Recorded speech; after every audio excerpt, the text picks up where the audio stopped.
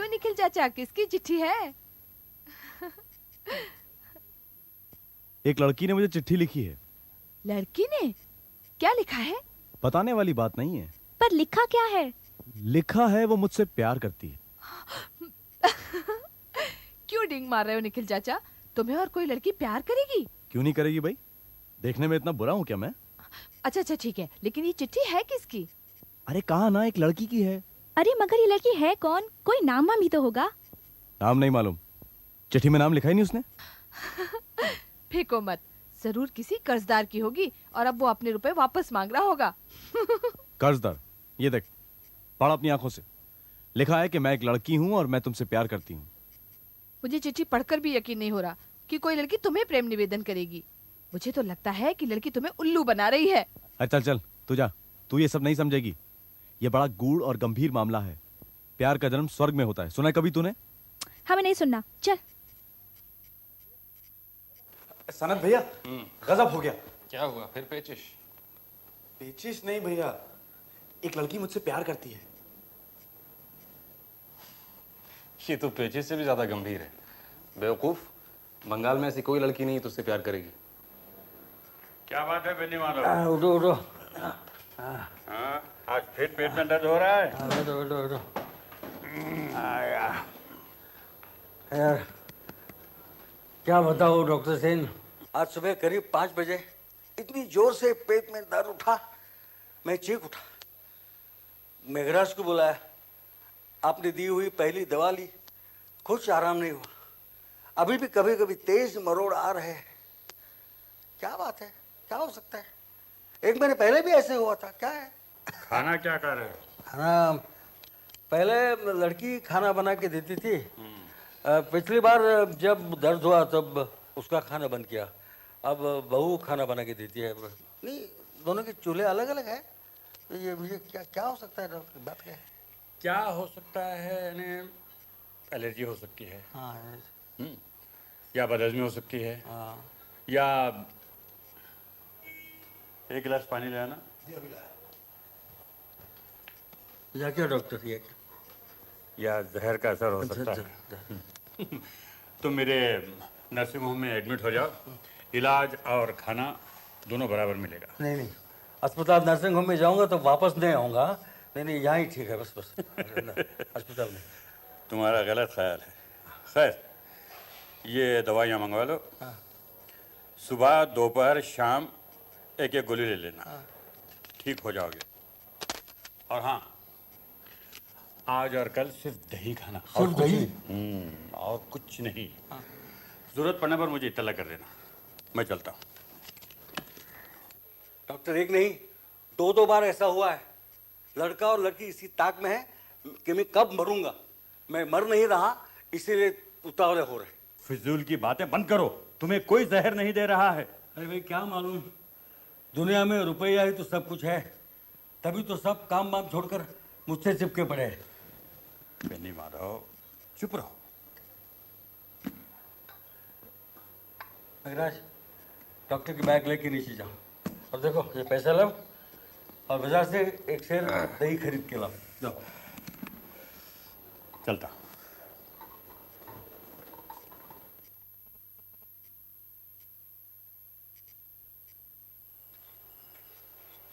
पिताजी, बहू, खाना वापस ले जाओ।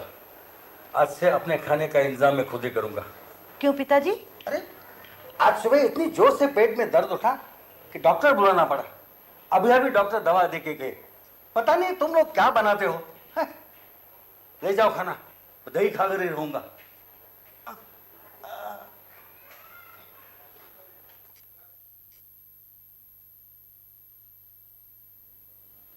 पिताजी, मुझे मालूम है भाभी के हाथ का खाना आपको हजम नहीं होगा। आज से मैं आपके लिए खाना बना के लाऊंगी। नहीं, जाओ यहां से। मेघराज,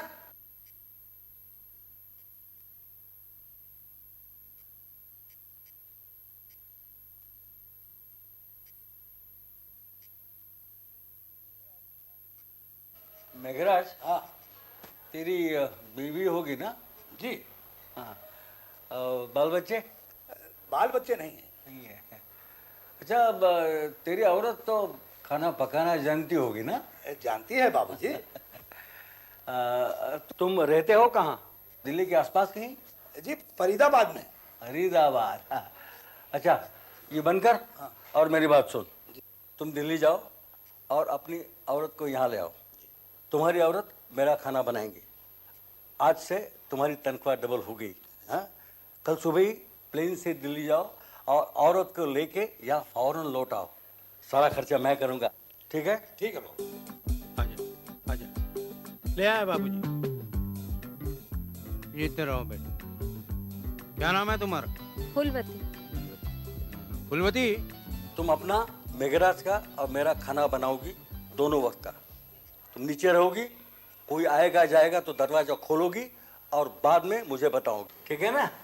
जाओ जाओ। फूलवती, जी रात को आने में मुझे देर हो जाएगी। एक पार्टी में जा रहा हूँ। पार्टी कब खत्म होगी कह नहीं सकता। दरवाजा खटखटाऊं तो खोल देना।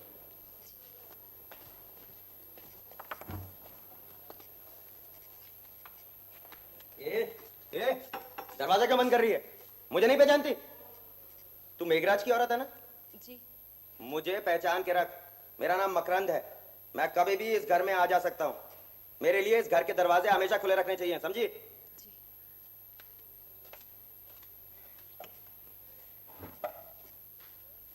सुनो, यह है मेरे पुराने सोलिसिटर सुधांशु बाबू। सुधांशु, यह है मेरी बेटी गायत्री, इसका पति गंगाधर, इनकी बेटी झिल्ली, और ये बैठा है मेरा लड़का अजय, उसकी पत्नी आरती और उनका उजड्ड बेटा मकरंद।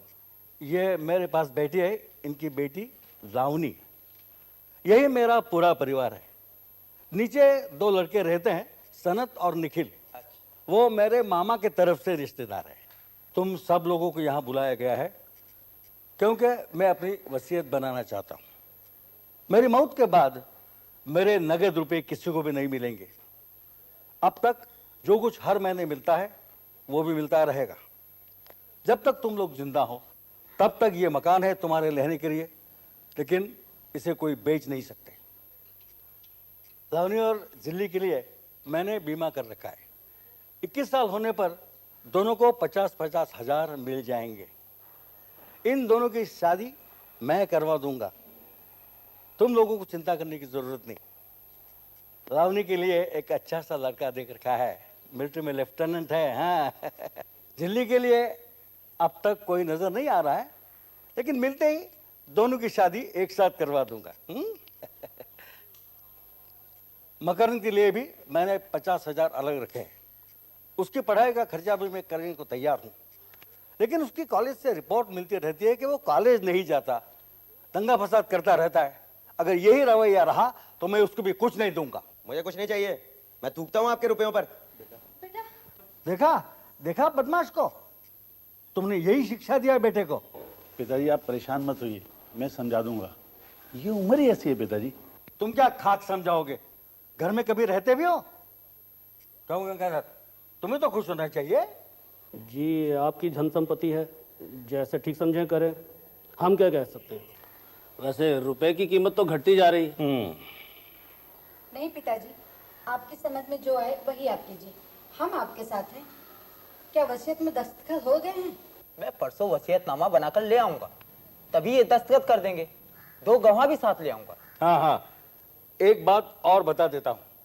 वसीयत में एक शर्त होगी, अगर मेरी मौत कुदरतन न हो, मतलब जहर देकर या किसी और तरीके से मैं मार डाला गया, तो किसी को एक पैसा भी नहीं मिलेगा। सारी संपत्ति कलकत्ता यूनिवर्सिटी को दी जाएगी, समझे?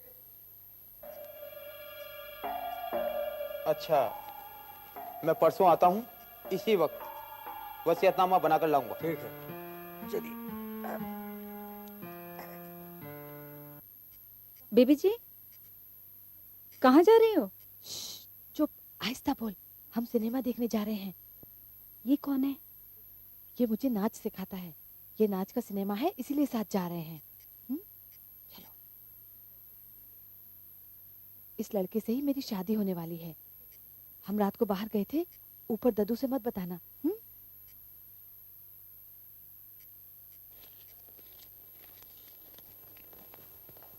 फूलवती, मैं वर्धमान जा रहा हूँ। कल सुबह वहाँ एक नाच गाने की महफिल है। कल शाम तक ही आना होगा, इसलिए आज रात को तुम्हें मेरे लिए दरवाज़ा खोलने की आवश्यकता नहीं पड़ेगी।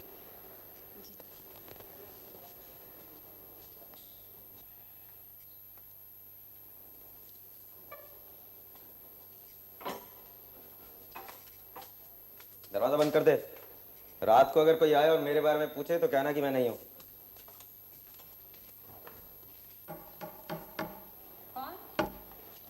मैं हूं। भूल गई क्या? अरे पगली, ये तो खुशबू है, खुशबू।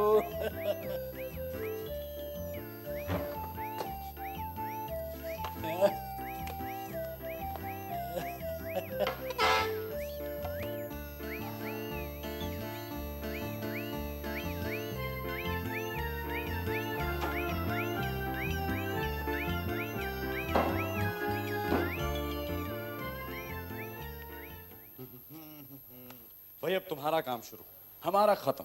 अब हम दिन भर सोएंगे। नाइट ड्यूटी खत्म, सुप्रभात।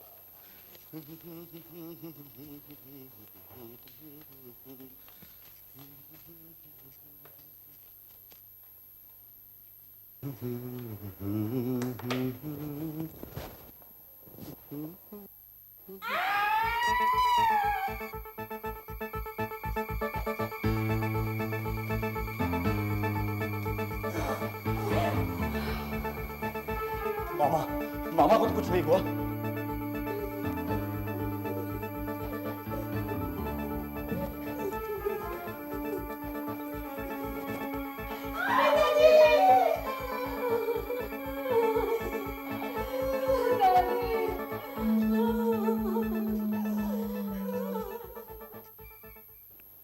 मतलब बेनी संहार। हाँ, ठीक ही कहा है, बेनी संहार और साथ साथ मेघराज वध भी। मामला उलझ गया है।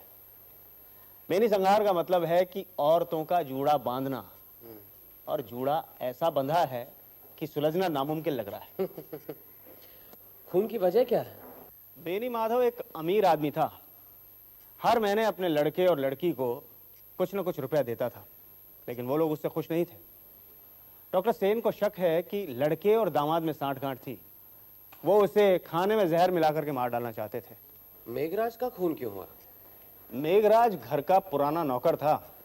बेनी माधव के कमरे के बाहर सोता था ताकि कभी कोई जरूरत पड़े तो मदद कर सके। अब उसे खत्म किए बिना कमरे में कोई घुस नहीं सकता था, इसलिए उसे मार डाला। हत्या करने का हथियार मिला? हथियार तो नहीं मिला, लेकिन पोस्टमार्टम की रिपोर्ट से पता चला है कि हथियार कोई तेज चाकू जैसा था। एक ही वार में एक ही हथियार से दोनों को खत्म कर दिया। टाइम? ये कई रात के 12 से 3 बजे के बीच। अच्छा, आपको किन 5 लोगों पर शक है? लड़का अजय, उसकी औरत आरती, बेटी गायत्री और उसका पति गंगाधर, और अजय का बेटा मकरंद। मकरंद उस रात करीब 9 बजे घर आया था और उसी रात वापस चला गया। कहाँ गया कुछ पता नहीं, अभी तक गायब है। उसके नाम अरेस्ट वारंट निकाला है। घर में अब कौन कौन है? अजय, आरती, गंगाधर, गायत्री, झिल्ली, निखिल राय, सनत गांगुली और मेघराज की विधवा फूलवती। अजय की लड़की लावनी अपने डांस मास्टर के साथ सिनेमा देखने गई थी, लेकिन अभी तक वापस नहीं आई। निखिल और सनत रात को अपने कमरे से निकले थे, लेकिन दूसरे दिन वापस आ गए थे। इस समय घर में जो भी है उन सबको बाहर न निकलने के लिए कह दिया है। ठीक है, इन सब के जो बयान है उसकी फाइल आप मुझे दे दीजिए। हाँ, ये लीजिए। नमस्कार, मैं बेनी माधव का वकील हूँ। आज ही अखबार देखा तो। बैठिए बैठिए। अच्छा हुआ आप आ गए। अच्छा ये बताइए, बेनी माधव से आपकी आखिरी मुलाकात कब हुई थी? परसों। वो अपनी वसीयत बनवाना चाहते थे, तभी उनसे मिलना हुआ था। वसीयत पर दस्तखत होने की आज ही बात थी, लेकिन। अच्छा, वसीयत में क्या क्या शर्तें हैं? उन्होंने अपने रिश्तेदारों में से सभी को कुछ ना कुछ दिया, लेकिन अजय के बेटे मकरंद को छोड़कर। लड़का गर्म मिजाज का बेवकूफ है। मुद्दे की बात यह है, कि अगर उनकी मौत कुदरतन ना होती तो किसी को कुछ नहीं मिलता। सारा रुपया कलकत्ता विश्वविद्यालय को जाता। और संयोग देखिए कि उनकी मौत कुदरतन नहीं हुई। अब तो शायद किसी को कुछ ना मिले।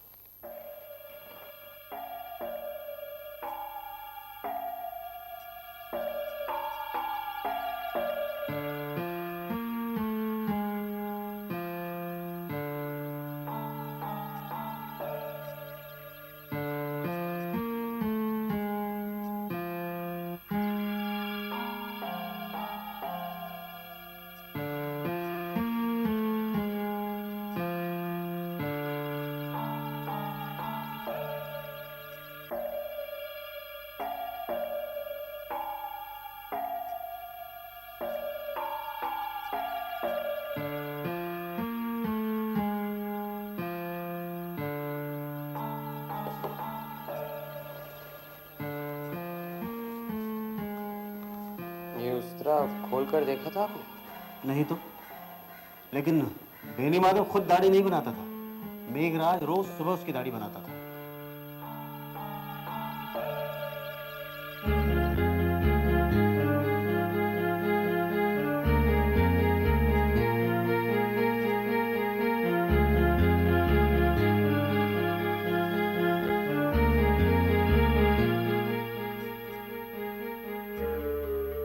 कमाल है। क्या हुआ? इस पर तो उंगली के निशान है।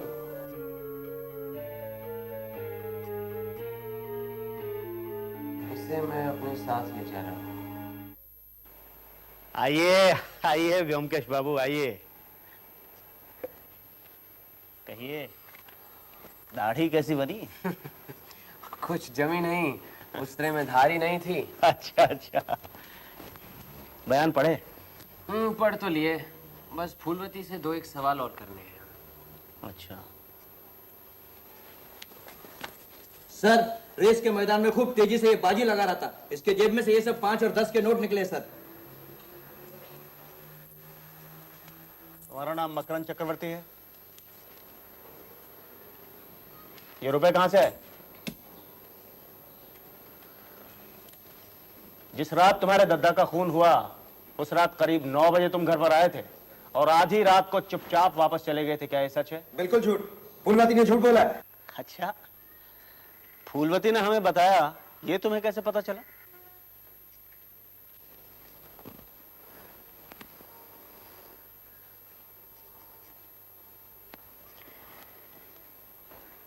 उस दिन तुम्हारे दद्दा ने अपनी वसीयत के बारे में बताते हुए तुम्हें कुछ भी न देने का फैसला किया था और तुमने कहा था कि मैं थूकता हूं तुम्हारी इस दौलत पर, और गुस्से में तुम चले गए थे। उसी रात तुम्हारे दद्दा का खून हो गया था। तो मैं क्या करूं? चुपचाप अपने कमरे में जाओ और वहां से निकलने की कोशिश मत करना, समझे?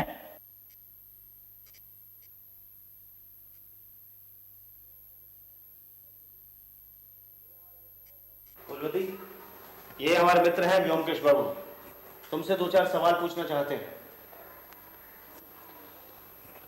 मेघराज से शादी कब हुई थी तुम्हारी? 4 साल पहले।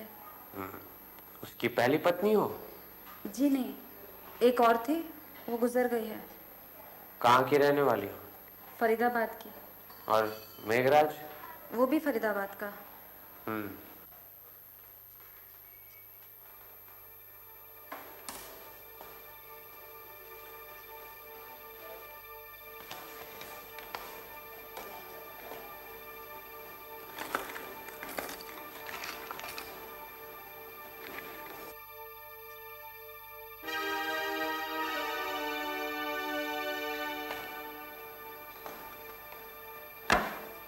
ये बक्सा आपका है? जी हाँ। चलिए दूसरों से भी मिल लेते हैं। आइए।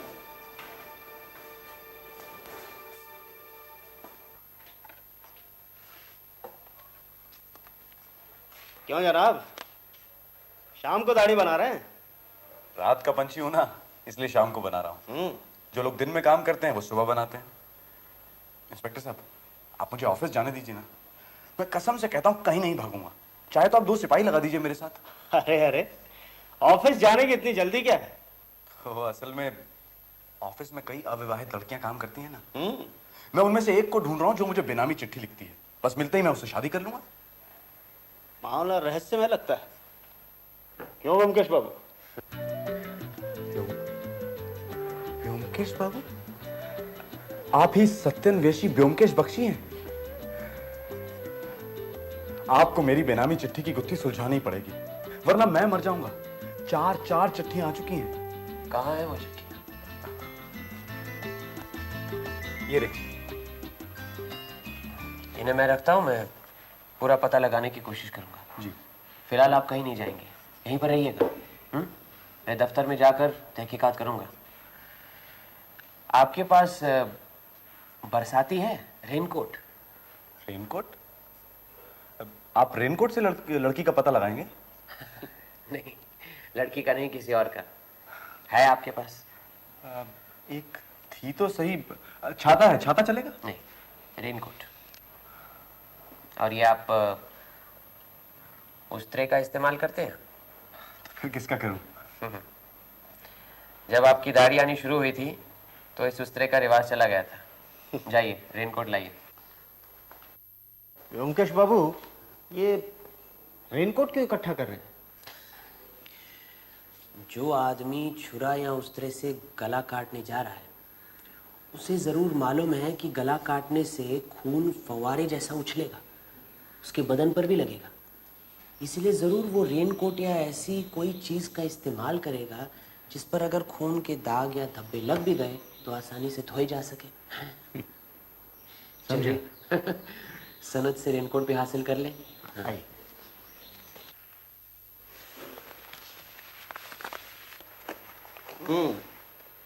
नया है ये। रेनकोट लिए जा रहा हूँ, 2 दिन के बाद वापस कर दूंगा। इसकी रसीद दिए देता हूँ। रसीद की क्या आवश्यकता है? आपका राज है, जो मन में आए कीजिए। आपके बयान में पढ़ा था कि जिस रात बेनी माधव का खून हुआ उस रात आप वर्धमान गए थे। कौन सी गाड़ी पकड़ी थी? आप कौन? ये ब्योमकेश बख्शी हैं, मशहूर सत्यन्वेषी। नाम सुना है, लेकिन मैं जासूसी कहानियां नहीं पढ़ता। क्या कह रहे थे आप उस रात वर्धमान गए थे, किस गाड़ी से? रात 10:30 की गाड़ी से। तो आपने अगले दिन 6 बजे की गाड़ी क्यों नहीं पकड़ी? सुबह की गाड़ी अगर पकड़ता तो वक्त से पहुंच नहीं पाता। मजलिस सुबह की थी। वहां क्या आपकी कोई रहने की जगह है? जी नहीं, रात मैंने रेलवे प्लेटफॉर्म पर एक बेंच पर काटी। तो चाय के स्टॉल में चाय तो पी होगी? मैं चाय नहीं पीता। अच्छा, आप कहते हैं आप उस रात 10:30 बजे गए थे, इस बात का कोई गवाह है? गवाह की क्या आवश्यकता है? आप क्या सोचते हैं मामा का खून मैंने किया है? चलो इंस्पेक्टर, ऊपर चलते हैं। नहीं, ये कोट बाहर गोविंद को देते।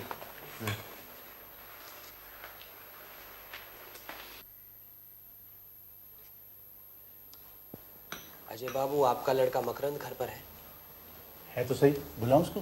नहीं नहीं, जरूरत नहीं। कॉलेज में पढ़ता है तो बारिश में रेनकोट का इस्तेमाल तो करता होगा। आप उसका रेनकोट दिखा दीजिए हमें। हाँ, 1.5-2 साल पहले इसको खरीद के दिया तो था, होना तो चाहिए। अरे मकरंद बेटा, वो बेटा अपना रेनकोट लाया, इनको दिखा। वो तो कब का फट गया, अब नहीं है। आपका अपना तो होगा? हाँ, मेरा तो होना चाहिए। अरे बेटा देख, अपनी माँ से पूछ, मेरा रेनकोट लेके आ, यहीं कहीं पड़ा होगा। सुनो, अपनी माँ और बहन का भी साथ लेते आना। अरे भाई, अब क्या चाहिए? ये हमारे साथी हैं ब्योमकेश बख्शी। साथी हैं तो मैं क्या करूं? आपको मालूम होना चाहिए कि हम आपको बेनी माधव बाबू की हत्या के जुर्म में गिरफ्तार भी कर सकते हैं। जी हाँ, मैंने कुछ नहीं किया, मुझे कुछ नहीं मालूम। मैं उन्हें इस दुनिया से हटा देने में आपका भी स्वार्थ है और अजय बाबू का भी, लेकिन वो लड़के हैं आप दामाद, इसलिए ज्यादा शक आप पर है। आपके सर पर फांसी का फंदा लटक रहा है, इसलिए ज्यादा गर्मी मत दिखाइए। क्या जानना चाहते हैं आप? मुझसे पूछिए। आप बेनी माधव बाबू की बेटी है ना, गायत्री। आप तो जानती हैं कि वसीयत पर दस्तखत करने से पहले ही आपके पिताजी का खून हो गया, लेकिन इससे पहले कोई वसीयत थी या नहीं, इसके बारे में आपको क्या मालूम?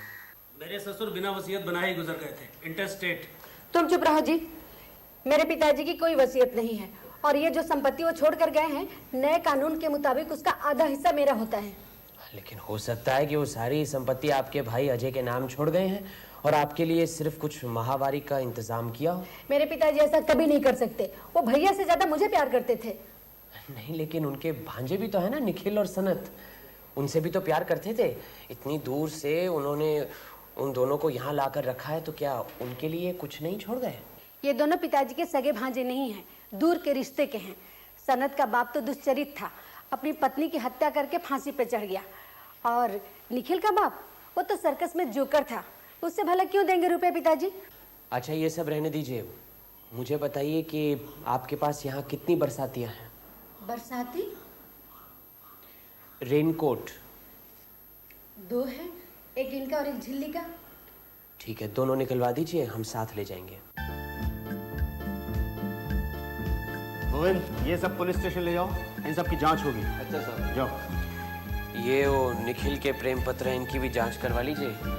मुझे तो लगता है जरूर किसी लड़की के उंगलियों के निशान भी मिलेंगे इस पर। आज के लिए इतना काफी है। रात को सोचकर देखता हूँ कि अगला कदम क्या होना चाहिए। तो कल सवेरे यहीं पर 9 बजे मिलते हैं। आइए।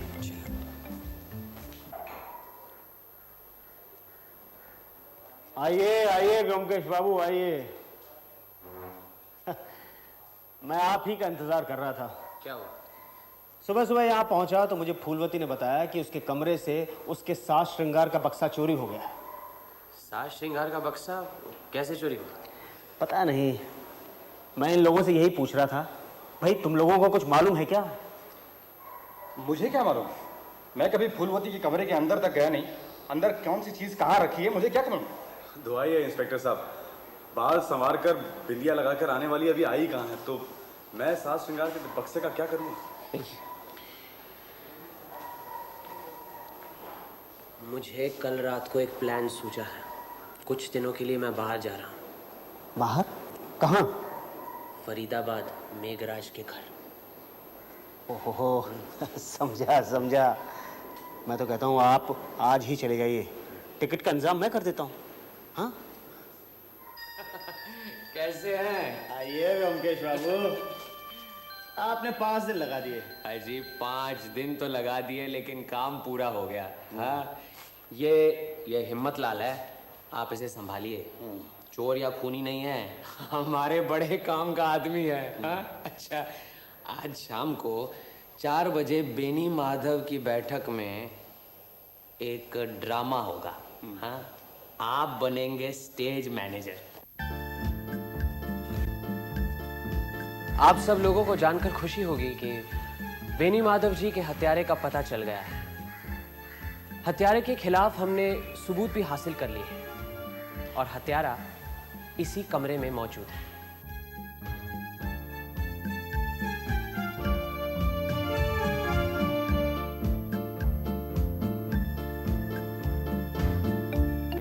जब मैं छानबीन करने के लिए बेनी माधव जी के कमरे में गया तो वहां मुझे एक उस्तरा मिला, लंबा पुराने किस्म का, जिससे कि मेघराज रोज सवेरे बेनी माधव जी की दाढ़ी बनाता था। जब मैंने उसे करीब से देखा तो ऐसा लगा कि उस पर तो किसी की उंगलियों के निशान नहीं है। किसी ने बड़ी चतुराई से उंगलियों के निशान मिटाकर उसे वापस रख दिया था। क्यों? मुझे शक हुआ। मैं उसे घर ले गया। उससे दाढ़ी बनवानी चाहिए, लेकिन उसकी तो धार ही उतर गई थी। दाढ़ी क्या, उससे तो पेंसिल भी नहीं बनवा सकते थे। फिर मुझे यकीन हो गया कि जरूर इसी उस्तरे के साथ ही किसी ने उन दोनों आदमियों का गला काट दिया है। लेकिन अब सवाल ये उठता है कि उस्तरा था कमरे के अंदर और खूनी आया कमरे के बाहर से, तो फिर कमरे में घुसने से पहले उसने उस्तरा हासिल कैसे किया? किसी ने जरूर उसे बाहर निकाला होगा। किसने निकाला? उसी दिन मेघराज ने सवेरे बेनी माधव जी की दाढ़ी बनाई थी और बेनी माधव जी के कमरे में सिर्फ 2 लोग जाते थे, एक तो मेघराज और एक फूलवती। भला मेघराज अपना गला काटने के लिए उस्तरा क्यों चोरी करेगा? तो बचा कौन?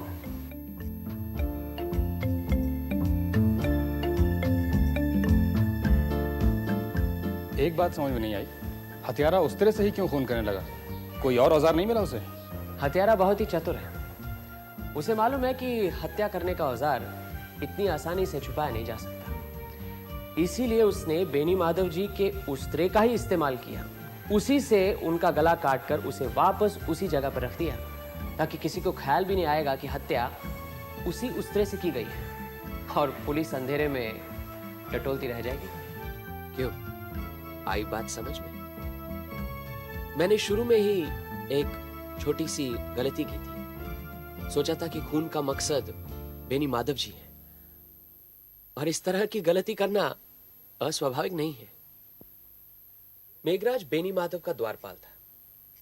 जो भी कोई बेनी माधव का खून करना चाहता था, वो बिना मेघराज का खून किए कमरे में घुस नहीं सकता था। इसीलिए उसने मेघराज को मारा। अब हत्यारा जानता था कि किसी का गला काटने से काफी खून निकलता है, और उससे उसके कपड़े भी खून से सन सकते हैं। कपड़ों पर जब खून के दाग लगते हैं तो वो आसानी से धोए नहीं जा सकते।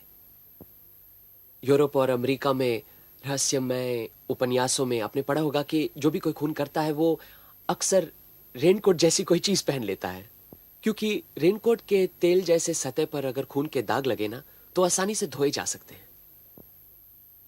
इसीलिए आप सबकी बरसातियां हमने इकट्ठी की थी और वो लेबोरेटरी में जांच पड़ताल के लिए भिजवाई गई थी। उसकी रिपोर्ट भी हमारे पास है। फूलवती के बयान से पता लगा कि फूलवती फरीदाबाद की रहने वाली है, और फरीदाबाद का पता भी उसके कमरे से मिला था। जानकारी के लिए मैं फरीदाबाद गया था, आज ही लौटा हूं। वहां पर जो मैंने छानबीन की, काफी कुछ पता लगा लिया। हमें यह पता लगा है कि फूलवती मेघराज की पत्नी नहीं है। मेघराज की पत्नी गुजर चुकी है। जब बेनी माधव जी ने मेघराज को बुलाकर कहा कि जाओ, जाकर अपनी पत्नी यहां ले आओ, तो मेघराज फूलवती को अपनी पत्नी बनाकर यहां ले आया। फूलवती का भी पति है। फूलवती और मेघराज में पहले से ही संबंध रहे हैं। फूलवती मेघराज के साथ यहां भाग आई। नहीं नहीं, ये सब झूठ है। मतलाल,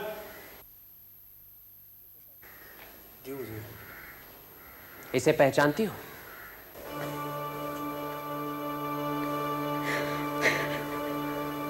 हिम्मतलाल, फूलवती तुम्हारी कौन है? ये मेरी ब्याता औरत है हुजूर। यहाँ कैसे आई? मुझे छोड़कर मेघराज के साथ भाग आई। ठीक है, जाओ तुम। इस सारी खुराफात की जड़ फूलवती है। अपने पति को छोड़कर मेघराज के साथ यहाँ चली आई, और यहाँ आकर एक दूसरे मर्द को अपने मोहजाल में फंसाया। लेकिन मेघराज सख्त किस्म का आदमी था। अगर उसे फूलवती के प्रेम के बारे में पता चलता तो शायद उसे ठंडा कर देता। इसीलिए मेघराज को रास्ते से हटाना बहुत जरूरी था। लेकिन मेघराज का खून करने से पकड़े जाने का डर था। इसीलिए मेघराज के साथ साथ बेनी माधव का खून करके पुलिस की आंखों में धूल झोंकने की साजिश थी। अब सवाल यह उठता है कि क्या फूलवती अपने हाथों से इन दोनों आदमियों का गला काट सकती थी? अक्सर छुरा, तलवार, उस्त्रा औरतों के हथियार नहीं माने जाते। इसका मतलब है जरूर फूलवती का कोई मददगार था। फूलवती के कमरे में मैंने लकड़ी का एक साज श्रृंगार का बक्सा देखा। उस बक्से के अंदर आईने के साथ उसकी एक तस्वीर मिली, जिसमें वो पलंग पर बैठकर हंस रही थी। दूसरे दिन सुना कि वो साज श्रृंगार का बक्सा चोरी हो गया है। असल में वो बक्सा हमने ही हटाया था। इंस्पेक्टर, वो बक्सा निकालेंगे?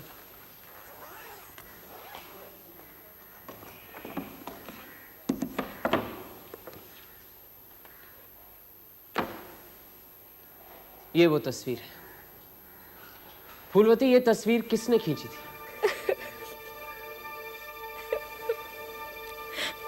सनत बाबू, आप तो फोटोग्राफी के कदरदान हैं, विशेषज्ञ भी। जरा देखिए तो।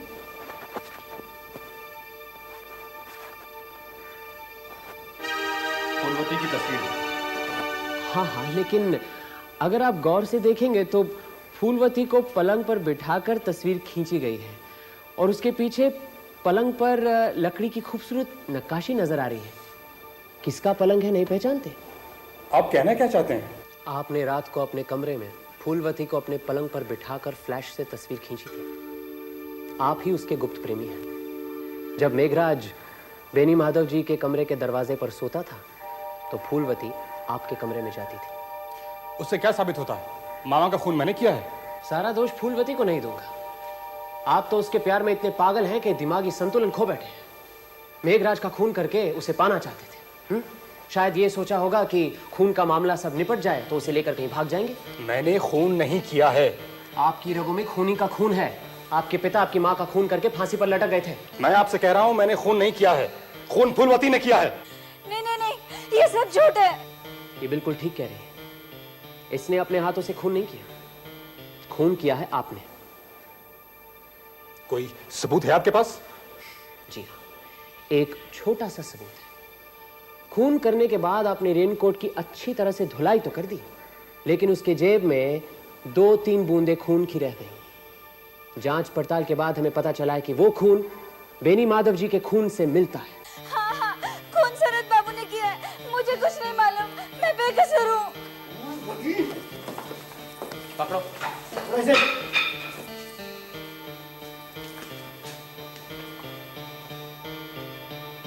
फूलवती, तुम भी कसूरवार हो। तुम्ही ने बेनी माधव जी का उस्तरा चोरी करके सनत बाबू को दिया था और उस रात तुम्ही ने दरवाजा खोल के सनत बाबू को घर में घुसाया था और फिर खून करने के बाद जब वो घर से बाहर वापस गए तो तुमने दरवाजा बंद कर लिया। हो सकता है कि खून से सना हुआ रेनकोट तुम दोनों ने धोया हो। तुम दोनों ही अपराधी हो।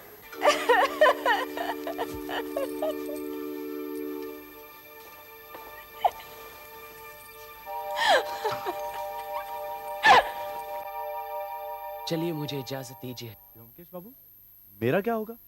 चिट्ठी लिखने वाली कौन है आपने बताया ही नहीं। अरे हाँ अच्छा ये बताओ मुझे कि अगर मैंने तुम्हें बता दिया कि चिट्ठी लिखने वाली कौन है तो तुम क्या करोगे? क्या करूंगा? शादी करूंगा उससे, और क्या। व्योमकेश बाबू, लड़की चाहे लूली लंगड़ी बहरी कैसी भी हो, मैं उससे शादी कर लूंगा। तो बस समझ लो कि लड़की का पता चल गया। ए झिल्ली, इधर आ। ये रही तुम्हारी बेनामी चिट्ठियों की रचयिता। पकड़ो इसे। ये झिल्ली? झिल्ली मुझे चिट्ठियां लिखती थी? झिल्ली मुझसे प्यार करती है? पर व्योमकेश बाबू, झिल्ली तो मेरी भांजी है। अरे घबराओ मत, बड़ी समझदार लड़की है। हाँ? बिन सोचे समझे उसने अपना दिल नहीं दिया। जानता हूँ तुम्हारा मामा भांजी का रिश्ता है, लेकिन रिश्ता बहुत दूर का है। कानूनन शादी करने से कोई अड़चन नहीं है, समझे? कमाल की हैं आजकल की लड़कियां। इतने दिनों से नकेल डालकर घुमा रही थी मुझे। खैर, शादी हो जाए तो फिर मैं भी देख लूंगा। देखा क्या कह रहा है? लेकिन ब्योमकेश बाबू, चिट्ठी मैंने लिखी है, ये आपको कैसे पता चला? अरे बेवकूफ, सारी चिट्ठियों पर तो तुम्हारे उंगलियों के निशान थे, हैं? और फिर लिखाई भी तुम्हारी थी।